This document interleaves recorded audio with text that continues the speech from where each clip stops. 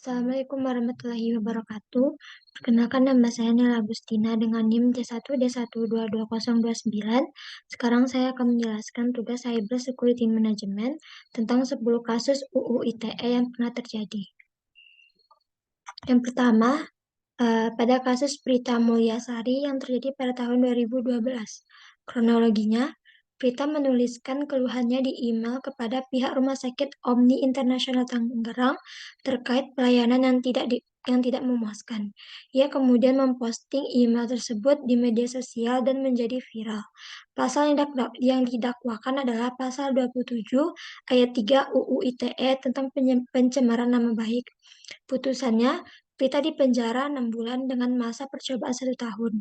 Dampak terhadap kasus ini adalah memicu perdebatan publik tentang batas kebebasan berekspresi di media sosial. Yang kedua ada kasus Ahmad Dhani pada tahun 2018. Kronologinya, Ahmad Dhani membuat cuitan di Twitter yang dianggap mengandung ujaran kebencian terhadap kelompok tertentu.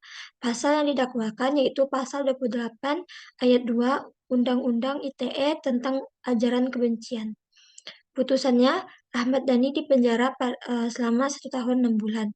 Dan dampak yang dihasilkan adalah kasus ini semakin memanas dan suasana politik di Indonesia menjelang Pilpres pada tahun 2019.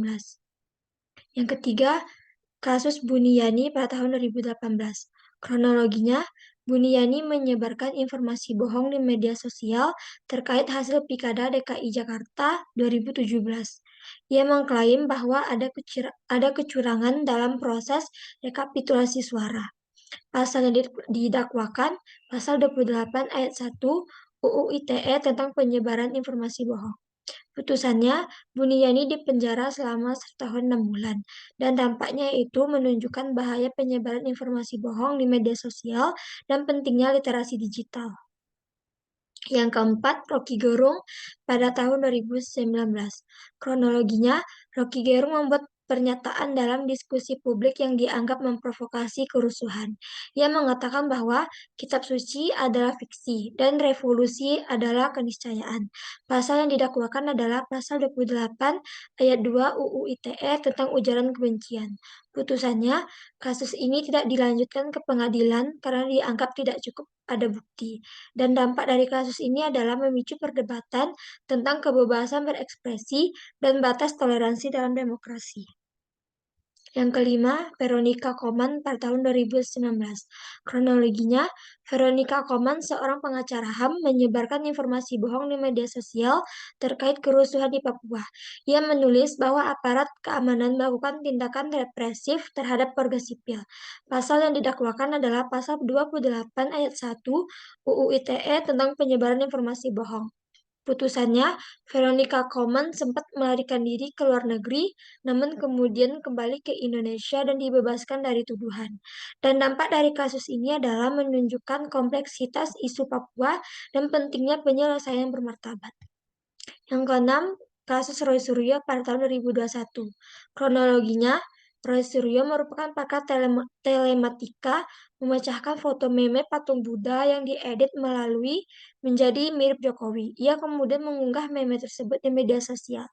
Pasal yang didakwakan adalah pasal 28 ayat 2 UU ITE tentang ujaran kebencian dan pasal 45 ayat 2 UU ITE tentang penghinaan terhadap agama. Putusannya, Rosuryo dibebaskan dari tuduhan ujaran kebencian, namun masih menjalani proses persidangan untuk kasus penghinaan terhadap agama. Dampak dari kasus ini adalah kembali memicukan perdebatan tentang batas kebebasan berekspresi dan sensitivitas agama. Yang ketujuh, Saipul Jamil pada tahun 2022.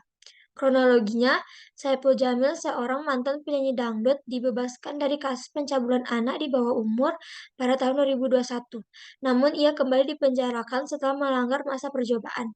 Ia terbukti mengunggah konten asusila di akun media sosialnya yang dikenakan Pasal 29 UU ITE tentang pornografi. Putusannya, Saiful Jamil dipenjara 2 bulan 15 hari. Dan dampak yang dihasilkan adalah menunjukkan pentingnya edukasi terhadap bahaya pornografi dan pentingnya rehabilitasi bagi pelaku kejahatan seksual. Yang kedelapan ada kasus Alfamart pada tahun 2022. Kronologinya, seorang wanita bernama Mariana Anasution mengambil coklat tanpa membayar di Alfamart. Amelia, seorang pegawai Alfamart tersebut, menegurnya dan meminta untuk membayarkan. Mariana marah dan mengancam Amelia untuk dengan Undang-Undang ITE. Amelia merekam kejadian tersebut dan videonya viral. Faktanya, Mariana terbukti mencuri coklat dan Mariana mengancam Amelia dengan UU ITE. Amelia merekam kejadian tersebut dan Mariana dan Amelia berdamai di Polres. Dampak dari kasus ini adalah memicu perdebatan tentang penyalahgunaan UU ITE. Alfamart mendapat banyak dukungan dari publik dan kasus ini menjadi edukasi tentang etika berbelanja dan UU ITE. Yang kesembilan, kasus Ardian Napi Tupulu pada tahun 2023. Ardiana Pitupulu adalah seorang aktivis hak asasi manusia dan pengacara yang dikenal karena advokasi dan kerja kerasnya dalam memperjuangkan kebebasan berbicara dan hak-hak digital di Indonesia.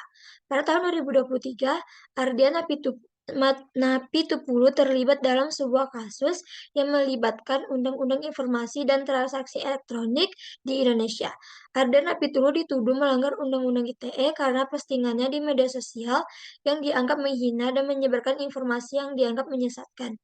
Dampak dari kasus ini adalah dirasakan dalam masyarakat luas dengan memunculkan pertanyaan tentang batas-batas kebebasan berekspresi di era digital dan perlindungan terhadap hak-hak individu dalam ruang daring.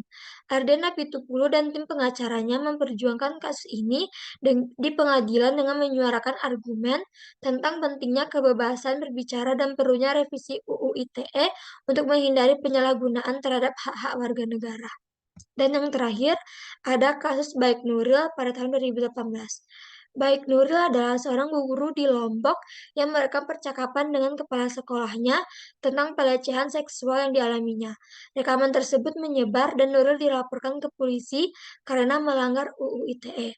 Dia diadili, dihukum selama 6 bulan penjara dan denda. Namun, ia mendapat amnesti presiden pada tahun 2019 dan dibebaskan dari hukuman penjara. Kasus ini mencuatkan debat tentang perlindungan korban pelecehan seksual dan batas-batas kebebasan berbicara di dunia digital. Baiklah, itulah yang dapat saya jelaskan. Assalamualaikum warahmatullahi wabarakatuh.